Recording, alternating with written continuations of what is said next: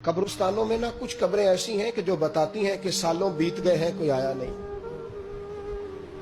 कुछ कब्रें बताती हैं। और कुछ बड़े कब्रिस्तान बड़े शहरों में ऐसे भी हैं कि जिनका गोरकन कहता है कि मुझे कमेटी ने कह दिया है जहां 4-5 साल कोई ना आए वहां नई कब्र बना दिया करो, वहां नई कब्र बन जाती है माअज़ल्लाह। और भाई कुछ हैं ऐसे, कुछ हैं ये जाए ना अकबर बादशाह यहाँ लेटा है लाहौर में, तो शेर लिखा हुआ है बर मज़ारे माँ गरीबा ने गुले परवाना सोजिज ने सदाए बुलबुले।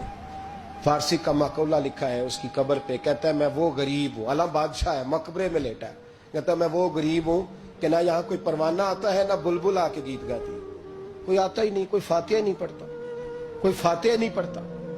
ओ भाई कई कब्रें ऐसी हैं जिन पे सालों बीत गए कोई लौटा नहीं।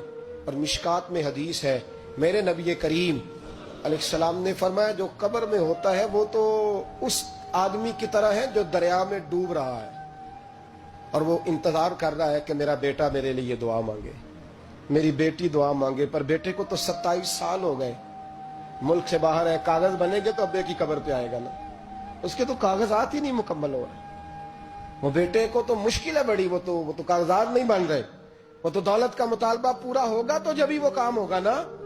इंतजार हो रहा है कब्रों में मेरा बेटा दुआ करे, मेरा भाई दुआ करे। और अगर बच्चा दफन है तो वो कहता है मेरी माँ दुआ करे, मेरा बाप दुआ करे।